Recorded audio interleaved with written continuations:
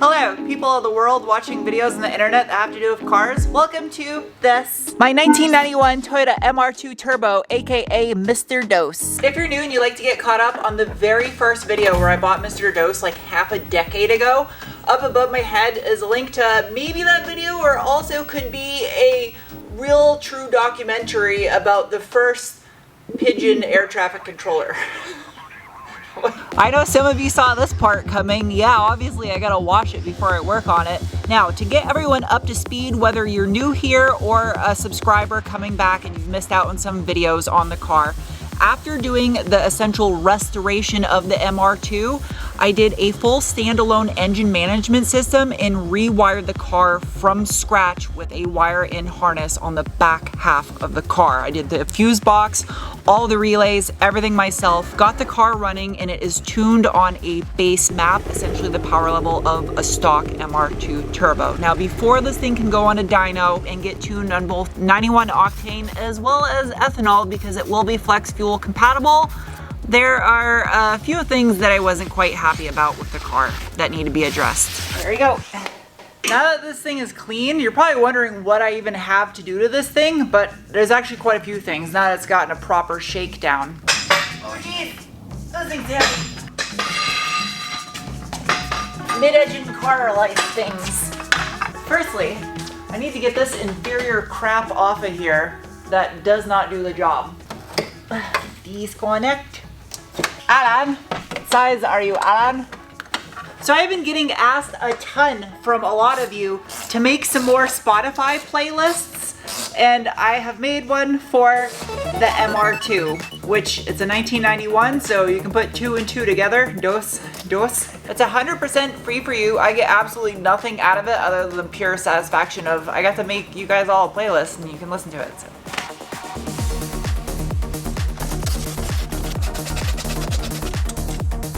So much water. Jeez. In case you're wondering, no, this is not necessary. It's just extra safety precautions because it's mid-engine. I'd rather be safe and look like an idiot than look like an idiot because I wasn't safe. Drunk up. I've never done a car view in here with this thing. What is sexy beau? That's how you say it in French. Okay, I guess that's pretty cool, yeah. Back in the day, I think ARC used to make aluminium and titanium panels like this. I wonder if they still have them out there. I should try to find one.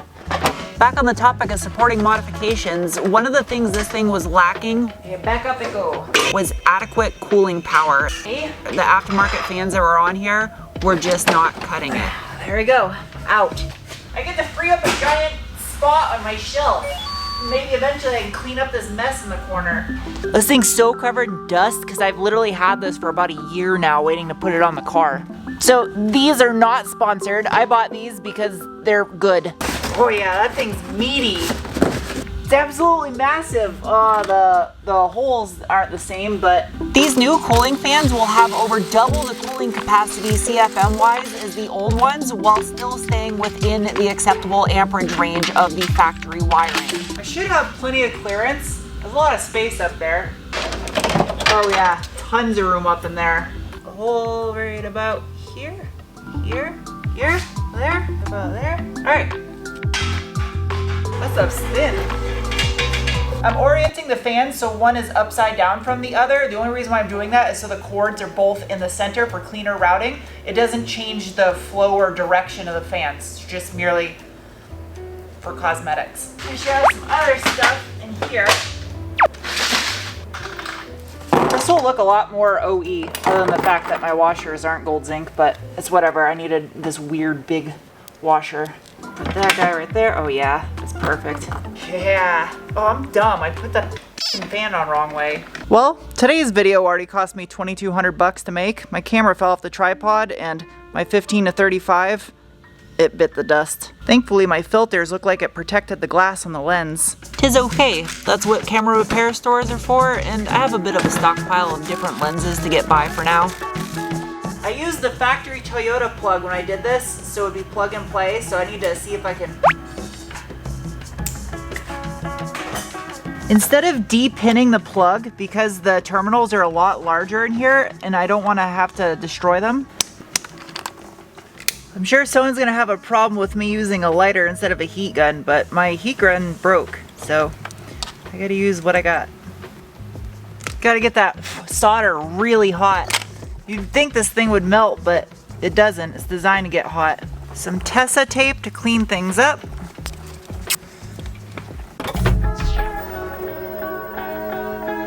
Hello and welcome to the following day. I'm a huge fan of this upgrade. You're welcome for that.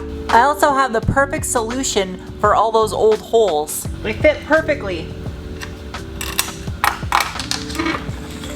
It's a lot better than trying to weld this up and warp the crap out of it, and also they don't protrude far enough to interfere with the radiator.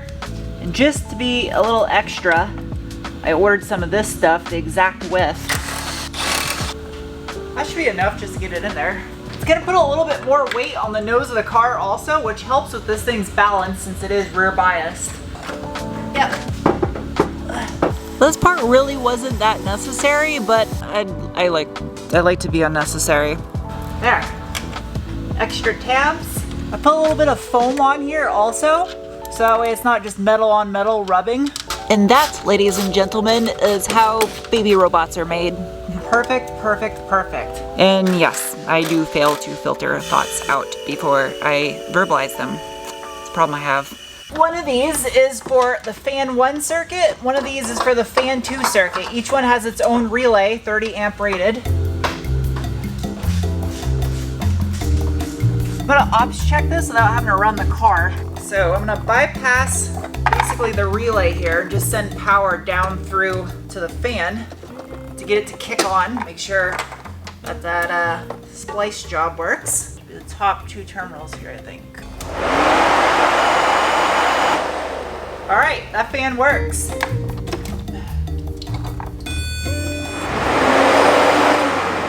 Yeah, that thing sounds meaty.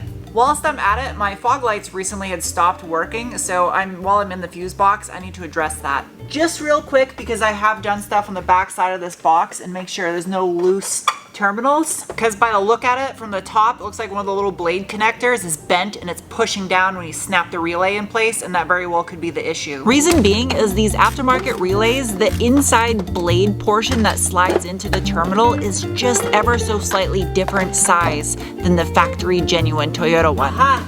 Problem found right here. This terminal is loose that was going to the bottom of the relay. See the little prong on the back that locks it into place? Well, it was squished down, so it was getting pushed the whole thing when you stuck the relay in place and it wasn't making contact. These worked perfectly fine when I first did this, so it should work again once that I correct this little issue. Oh no! Oh, I see how it's popping out. Yep, I see the issue. I bet you that will stay. Oh yeah, that's in there good. See if it stays. That felt pretty good. I don't think it came out. I just hook up a ground, I can check and see if this works. If you want your modified car to not be an unreliable piece of shit, then these steps are necessary. All right, I got a ground hooked up. Do I have fogs? This should work. Fog lights. Are you fist? Also, another issue, this is a genuine Denso Toyota relay made in Japan. This is the aftermarket one I have for the fog lights. It's also bad, so I ordered a genuine Denso Toyota one to replace this junk counterfeit knockoff. Cannot stress this enough. If you're gonna buy replacement parts, regardless of what type of car you own, buy genuine parts. Don't buy cheap crap ones, because this is what you get. Turn that on, and fog lights. Yeah, that's what's up. I've been missing these things for a while now. Reassemble. Go.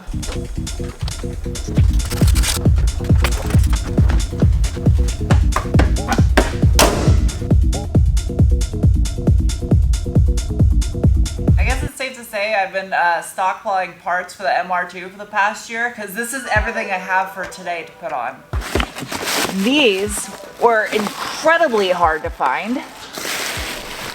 My MR2 enthusiasts and owners watching right now are going, how the hell did you do this? This is a set of new old stock genuine Toyota Aijin turbo front brakes from the Koki model MR2. For those of you that don't know, Notice at the back, it's a dual piston caliper. The amount of pots on the caliper isn't where the braking improvement comes from really though. What the biggest change is going to be is now I'll be able to run a 275 30mm front rotor, whereas what's on here right now is only a 257 by 25mm rotor. So it's a huge increase in the rotor diameter and thickness. This thing's so light. These right here are a set of the OG Bilstein yellow body dampers for the SW20. I waited a year to get these and Bilstein put them back into production for me, and you can actually buy them now. Sick. Oh, this is so sick. So the biggest difference that's gonna be is that this is a all-in-one constructed strut, whereas this is a inserted cartridge inside the factory housing. So you have a tube in a tube, so there's a lot less volume diameter for that damper to function. So this can contain a lot more fluid than these can.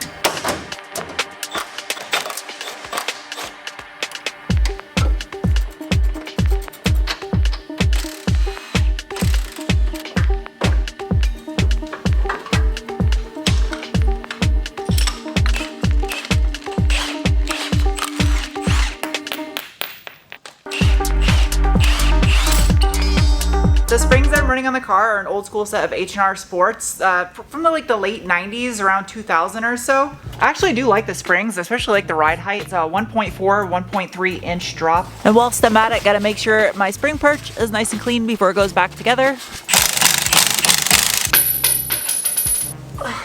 So I am not doing the brakes in this. I need a socket that fits. So I am not doing the brakes in this video because I don't have rotors yet. That was definitely not 97 pound-feet. Oh my god, that's why you don't take your car to shitty alignment shops. I wanted to do some endless E-slots on this thing, but unfortunately they only make the endless E-slots for the Type 2 to Type 5 SW20 up front, which it will work, but out back I have the Type 1 brakes, the 16 mils.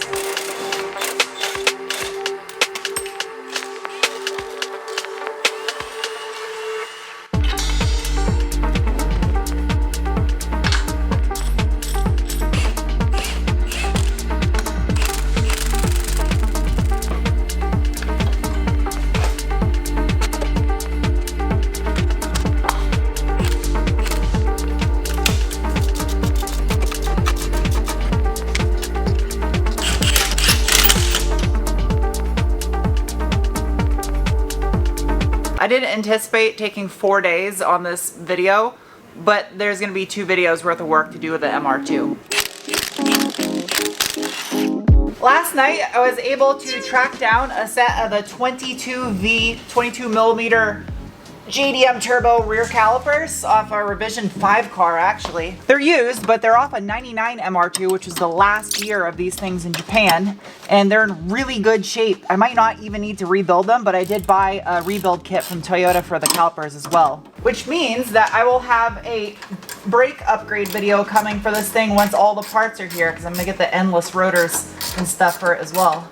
I love that these cars have McPherson strut front and rear. Bend these out of the way because they're junk. I don't need them anymore.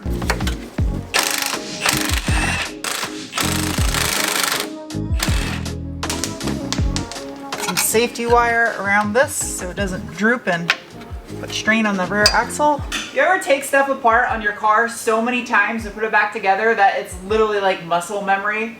That's how this thing is. Shed blade. It drives me insane that my engine bay is always dirty because that engine lid lets crap in through here. Drop to ditch.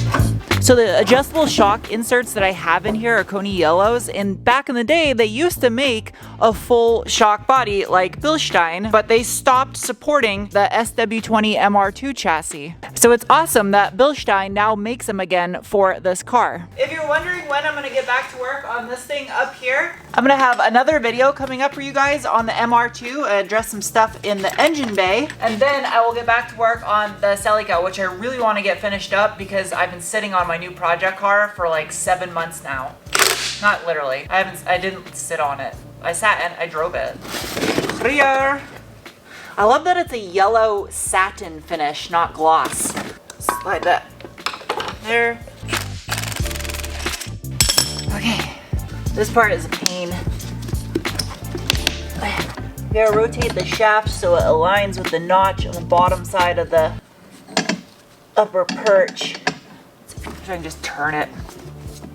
There's a little keyway essentially at the top here, just like the front on the perch. And you gotta make sure these things are aligned or else you'll destroy the top perch. So that's pretty close. Zip this thing down without rotating that. It's like seriously a 5-minute affair to do the rears on these cars. It's so easy. My glove is in a sad state. Also, in case you are not of the MySpace millennial generation, all my people born in the late 80s, early 90s, I have some other playlists that I made. That's what we did back in the day. We would make mixtapes or mix CDs for friends, and I miss doing that. So that's why I did this for you guys that follow and watch this channel and make building project cars like this possible for me. It's my way of giving back somehow. Come on, you ferret. You ferret fucker. I have to hurry up. This video has to be up for you guys in like the next 2 hours. Luckily, I edited most of it last night because I don't sleep. I'm a vampire. I didn't even think about it, but I could probably run rear camber adjustment bolts since this is a McPherson also. I should order a set. That way I can have a little bit more adjustability in the back because I don't think there is any factory camber adjustment to these.